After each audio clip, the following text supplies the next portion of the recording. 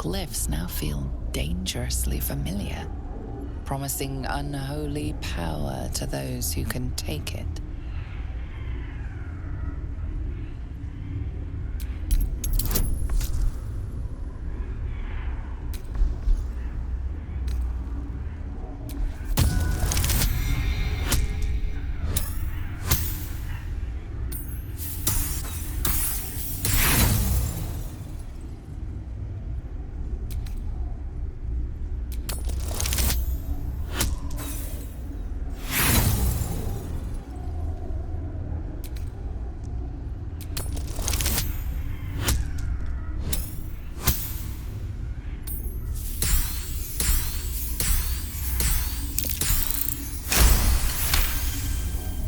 As you pass the strange glyphs, you can feel the book resisting. Ghostly voices whisper at you from the dark, probing and fighting your mind. But your will is iron, and you brush past these shades of the past, devouring every secret the book has to offer. You see now life and death are malleable as clay, to be bent and reshaped by your will. By your power. But as you close the book, a nagging doubt whispers in your mind. What consequences will there be for calling the dead from their rest?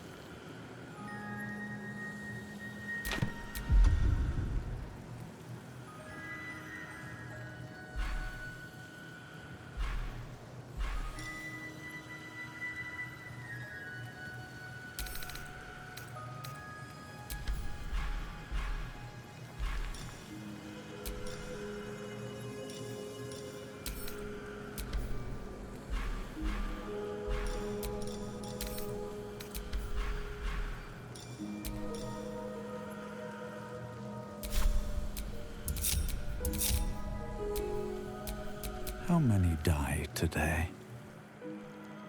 How many die tomorrow? One day I'll catch a break.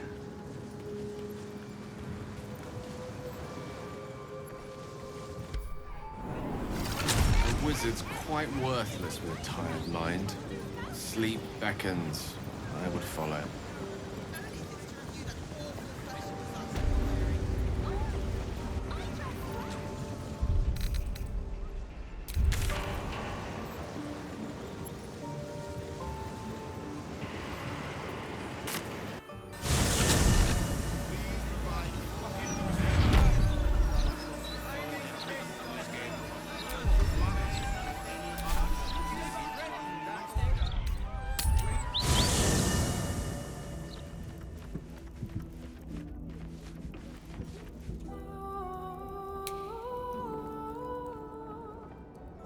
Glad to have an ally.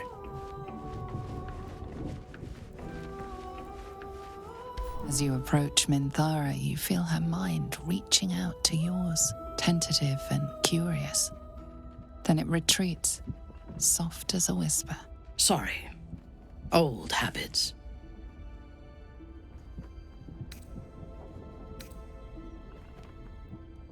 A feeling. When we first met,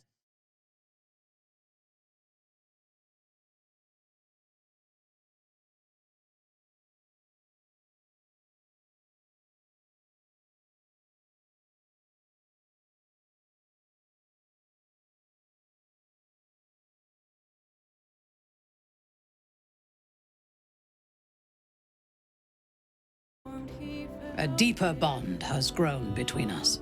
I trust you. But I would like to touch your thoughts again, now that my mind is my own.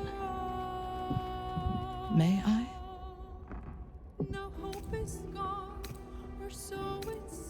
Curiosity. Until my time in the cult of the Absolute, I had spent little time on the surface, except to raid and pillage. I did not expect to find any outside the Underdark who saw the world as I do, and wanted from the world what I want. I did not expect you. You should be. On those rare occasions when people have surprised me in the past, I received new scars to remember them by. You are different. A pleasant surprise. One of the first in my long life. Before the Absolute, I lived a life of certainties. I knew that I was destined for greatness because I was born to it. I also knew that my inherited privilege came with a cost. That the bonds of fellowship and family could be broken by envy and ambition. I could not enjoy the taste of food for fear of poisoning, and I could not enjoy the company of lovers and friends because I feared they hid knives behind their smiles. In spite of the danger, I was happy. I knew myself, and I understood the world around me. Now, nothing is certain. Without Lolth, without the Absolute, without my home, I do not know myself. But you do, I think. Show me myself through your eyes. Let me see what I am to you. She joins her thoughts with yours, and you are as one. You share in her strength of mind and formidable will, but also the doubts that eat at her conviction. Those doubts cluster in swarms, and the thickest is around her sense of self. She pushes past, revealing the image of her you hold in your mind. What does she see? Her mind cools. Acceptance is colored by disappointment. We are both survivors, but I hoped you saw me as more than that.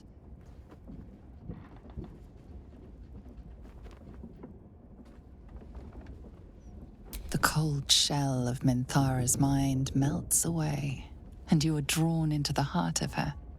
Warm, passionate, and dangerous. I have never lacked confidence, but this conflict seems so much bigger than the two of us. It frightens me. I do not know if we will survive it, but whatever life remains to us, I would gladly spend it fighting at your side and lying with you at night.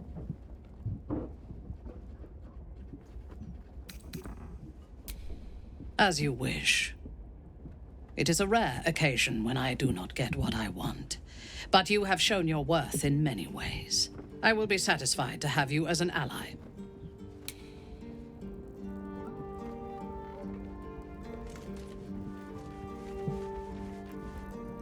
Here we go.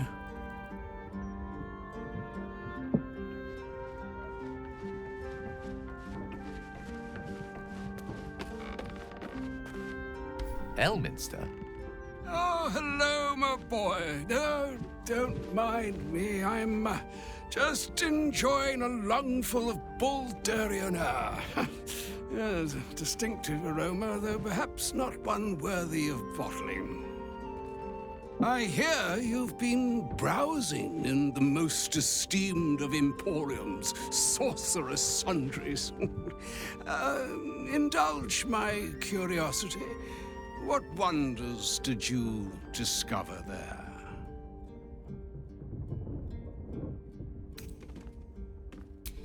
I trusted he would be sensible enough to exercise caution in this matter and to seek the truth. By now, you are aware of the evil we are up against. Kassos' pestilent crown, the very tool with which its eponymous creator unmade an empire and magic itself. Perhaps now you understand what is at stake here, my boy.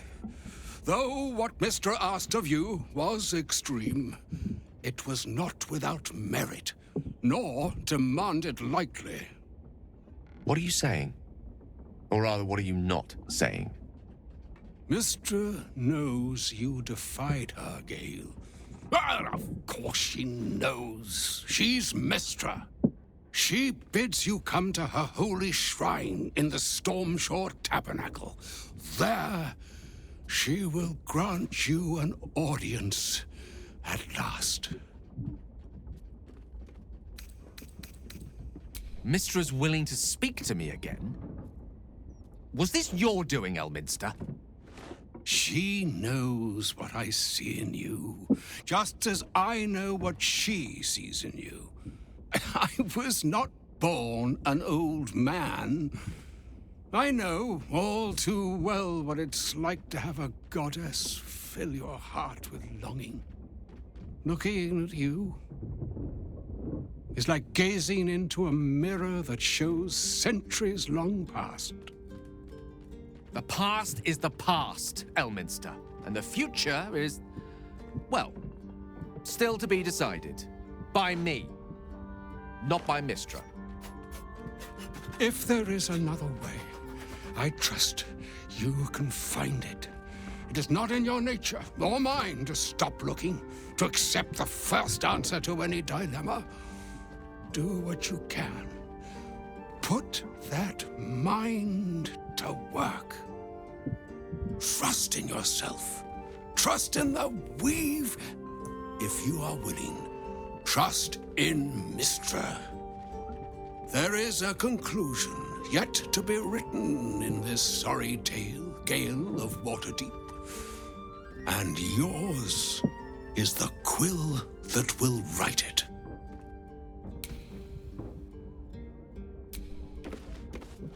So all it took to get Mistra's attention was to learn how to reforge an artifact that once destroyed her. It's obvious when you stop to think about it.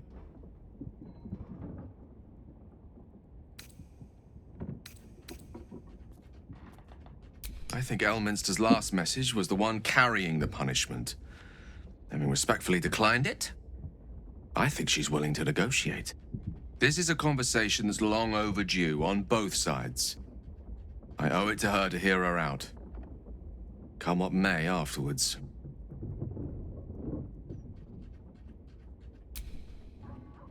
After you.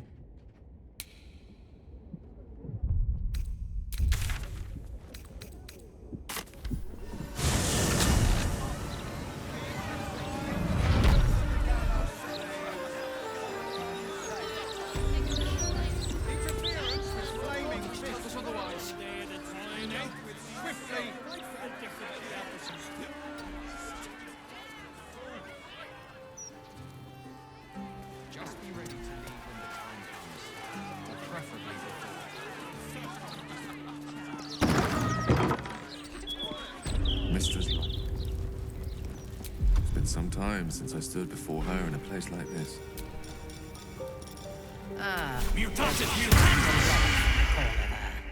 Excuse me while I spit on it. Lovely day, this. For now.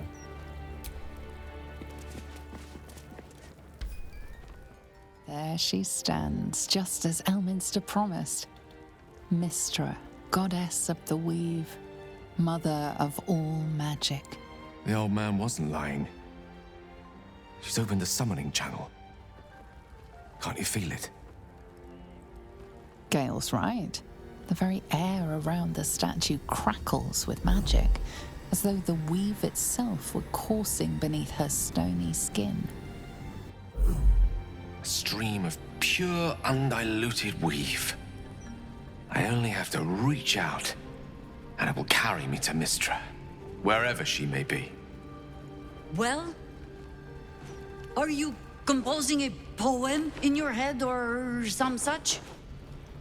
Time was, I'd have given my right arm for a chance to speak with Mystra again. The left one, too. Maybe a knee.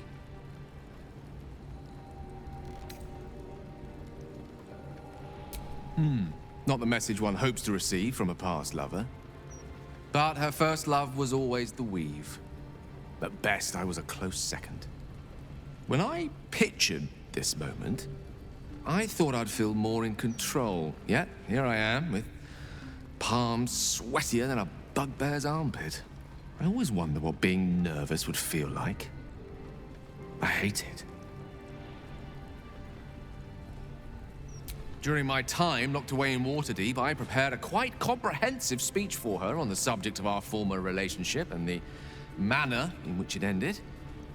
Alas, recent events have rendered the majority of it moot, so I'm gonna have to improvise. Unless you have any words of wisdom to impart before I go.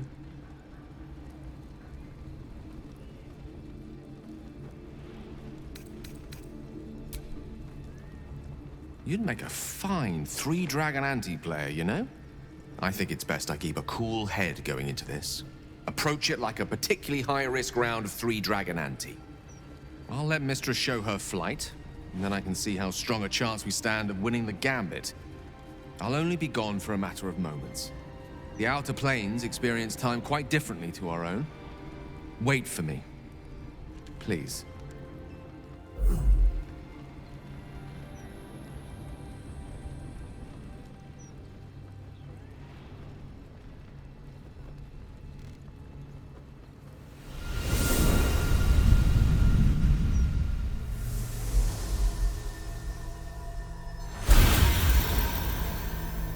Gale of Waterdeep.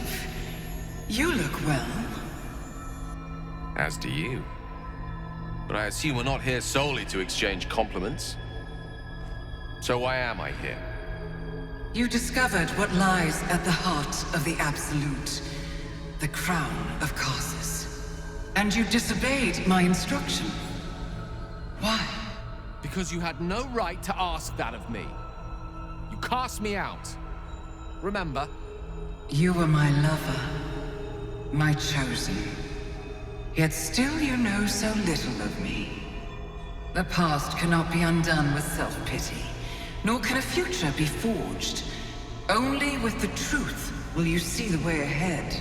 The fragment of magic you tried to return to me was not of my creation. It was the Karsite Weave. It is a corrupted, half-born magic, wrought in the brief moment Karsus ascended to godhood. It hungers for power, just as he did, and it can never be sated. You unleashed something that would consume all magic in existence, and yet you thought only of preserving yourself. So that's what you're scared of. With the crown of Karsus reforged, I could take control of the Karsite Weave. You can no more control the Karsite Weave than a weather vane could control a storm. That it entered your body and consumed no more than your powers was a miracle. But we will not be granted another. The only reason the orb sleeps is because I have allowed it to feed on the true weave. A temporary measure, but one that will not be enough to save us. With each day that passes, the Elder Brain threatens to become a new kind of god. Its worshippers, a scourge of soulless illithids. If you will not use the orb to end this abomination, then you must find a way to separate crown and host. When you've done this, you must surrender the crown of Karsus to me. A great ask indeed. You've given me much to think on, as you always did. So be it. Follow the needle of your own wisdom. We shall see how truly it leads you.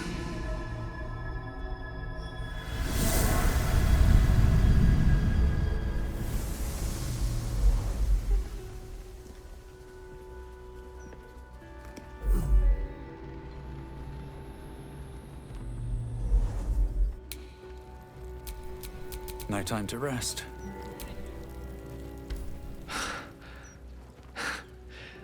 Back on mortal soil once more. I can't believe I saw her. After all this time. Relieved. Drained. Proud of myself for summoning the courage to go to her in the first place. And, if I'm being totally honest, a bit lightheaded. As if it wasn't enough to have seen her again. She didn't exactly summon me there for small talk. The Karsite Weave. within me this whole time.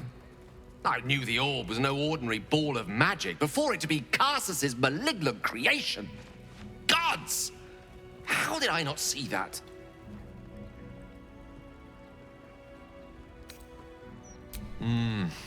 True enough. There's a reason such unwitting heroes have been the backbone of lyric and legend for as long as both have existed. Even so, I was hardly some naive apprentice at the time. I considered myself an archmage, and yet was fool enough to be mistaken for a common conjurer. At least now I'm armed with the truth, and Mistress' expectations. Sounds like the door to redemption is open at last. All I have to do is walk through it, carrying the crown of Carsus.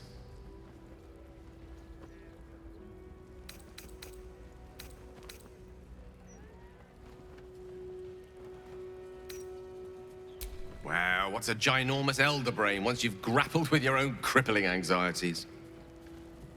It will be quite something. To wake up in the morning without regret, and live each day knowing another will follow. Like as not. To be rid of the orb, and perhaps claim back what it took. To be me again.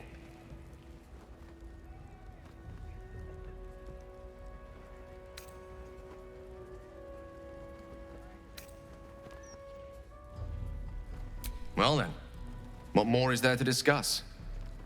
All we need to do is stay focused on the task at hand. Defeating that elder brain. After that, you can leave the rest to me.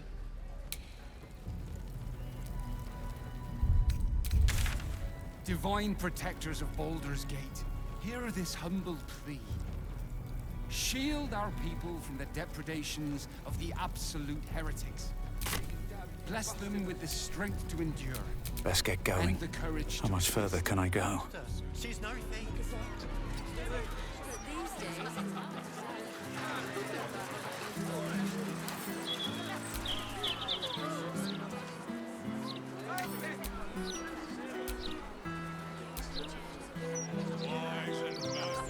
Is a vision, sure enough.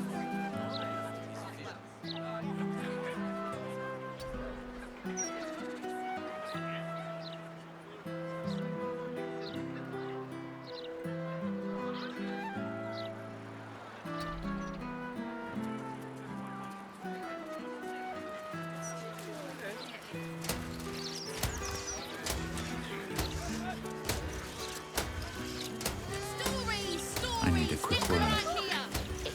Come get your copy of the Baldur's Mouth Gazette. When the mouth speaks, the city shakes. All right there, Chief. Can I interest you in a copy of our fine broadsheet? Have a gander at that. Come back tomorrow if you fancy fresh news.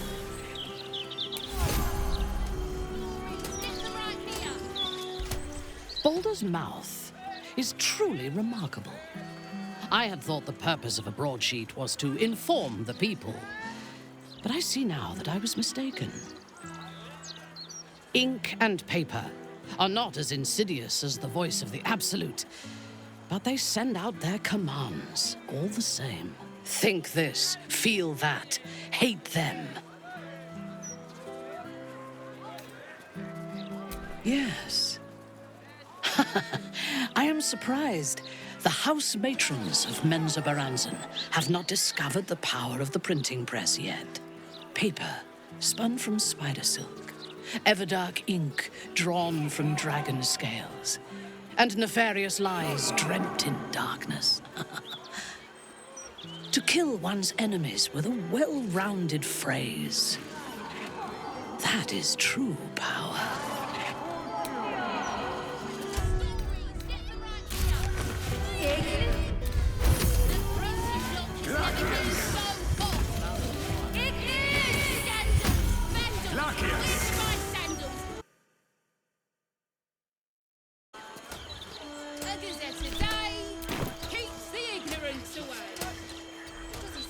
About the horrible present of Baldur's Gate, city of crime and chaos.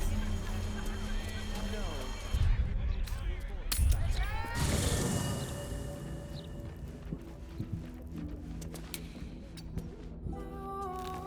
Let's see what this does.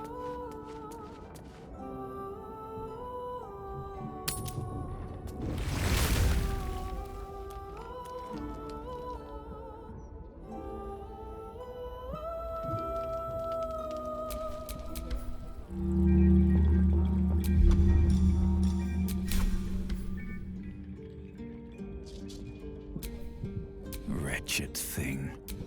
Pull yourself together.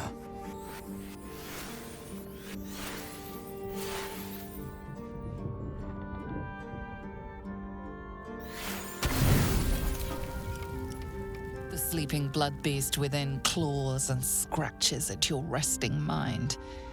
You are, as ever, mere hairs away from its grasp. Another watches your body while it is possessed by the night. You do not dream alone. Dark dreams? I think I can guess. Visions of blood on your hands. The blood in your veins, perhaps. For all the gifts Baal's children inherit, a peaceful night's sleep is not among them.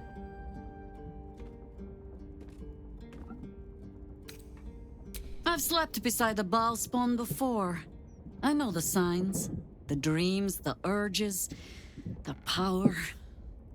And so I come to ask, what did it take for you to earn that Slayer skin you hide so well?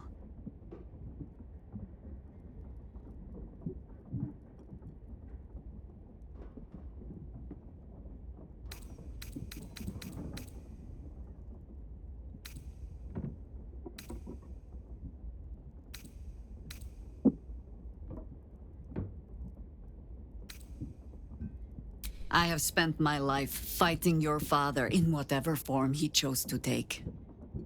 By rights, I should cut you down here. But that would be a mercy. One you have not earned.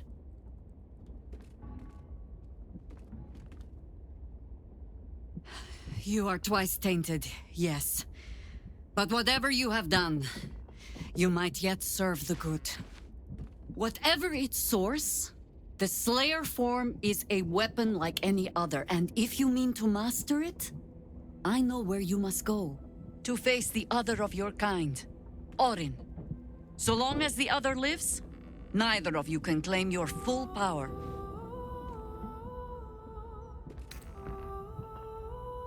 Show Daddy dear that you alone choose your fate. You are a child of Baal. But that need not be all that you are. And when you stand against him, you will not stand alone.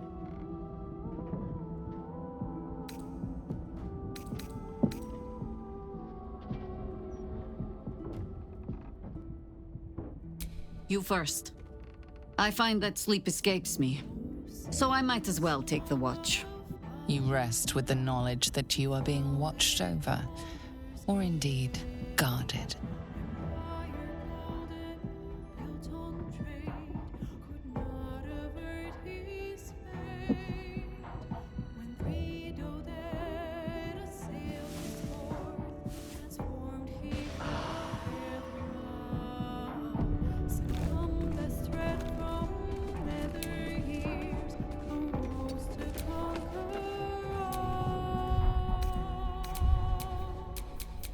Awaiting orders.